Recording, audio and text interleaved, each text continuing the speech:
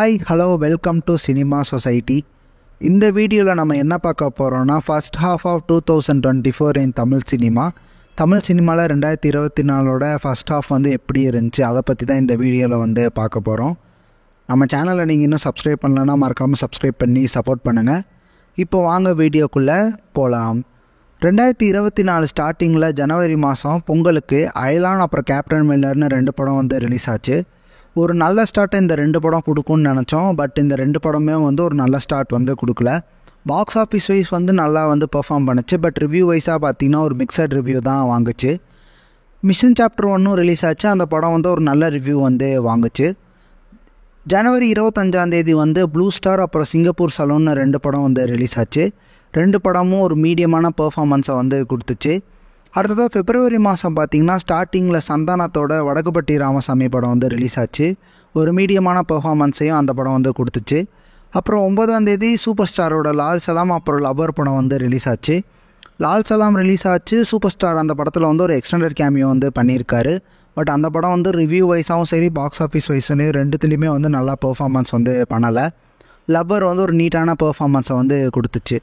February 16 siren படம் release ஆச்சு. அந்த படமும் வந்து ஒரு நீட்டான பெர்ஃபார்மன்ஸை வந்து கொடுத்துச்சு.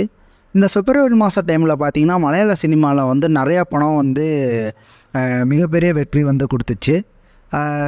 பிரேமலு, மஞ்சுமெல் பாய்ஸ் அப்புறம் பிரம்மயுகம்னு இன்னும் நிறைய படம் வந்து பேக் டு பேக் ஹிட் வந்து மலையாள சினிமா வந்து கொடுத்தாங்க.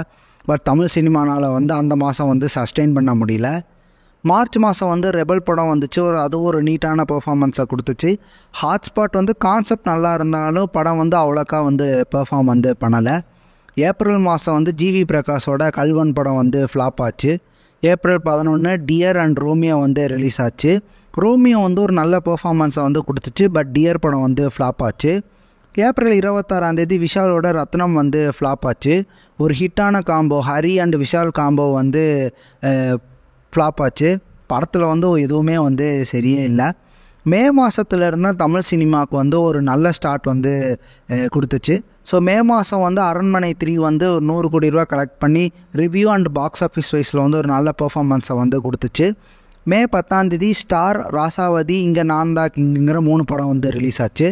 ஸ்டார் வந்து நல்ல பெர்ஃபார்மன்ஸை கொடுத்துச்சு. ராசாவதி வந்து ஃப்ளாப் ஆச்சு. அப்புறம் இங்கே நாங்கள் தான் கிங்கு வந்து ஒரு டீசெண்டான பெர்ஃபார்மன்ஸ் வந்து கொடுத்துச்சு. மே 24 சூரியோட கர்டன் படம் வந்து ரிலீஸ் ஆச்சு. அதுக்கப்புறம் ஹிப்ஹாப் ஆதியோட பிடி சார் படமும் ரிலீஸ் ஆச்சு. 2 படமே வந்து பாக்ஸ் ஆஃபீஸ் வைஸில் நல்ல பெர்ஃபார்மன்ஸ் வந்து கொடுத்துச்சு. கர்டன் படம் வந்து சூரிக்கு வந்து இன்னொரு நல்ல படமாக வந்து அமைஞ்சிருந்துச்சு. ஜூன் மாதம் 7 வந்து ஹரா அப்புறம் வெப்பன்னு 2 படம் ரிலீஸ் ஆச்சு. 2 படமே வந்து ஃப்ளாப். ஸோ ஜூன் 14 பார்த்திங்கன்னா விஜய் சேதுபதியோட 50வது படமான மகாராஜா படம் வந்து ரிலீஸ் ஆச்சு. ஒரு நல்ல பெர்ஃபார்மன்ஸை கொடுத்து 100 கோடி ரூபாய்க்கு மேலே வந்து கலெக்ட் பண்ணியிருக்கு.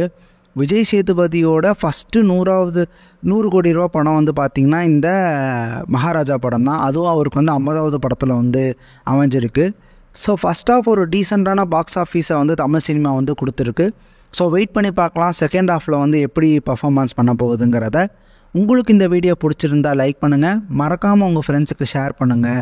இந்த ஃபஸ்ட் ஹாஃபில் உங்களுக்கு பிடிச்ச படம் என்னங்கிறத மறக்காமல் கமெண்ட் பண்ணுங்கள். ஸோ அடுத்த வீடியோவில் பார்க்கலாம் மக்களே. பாய்.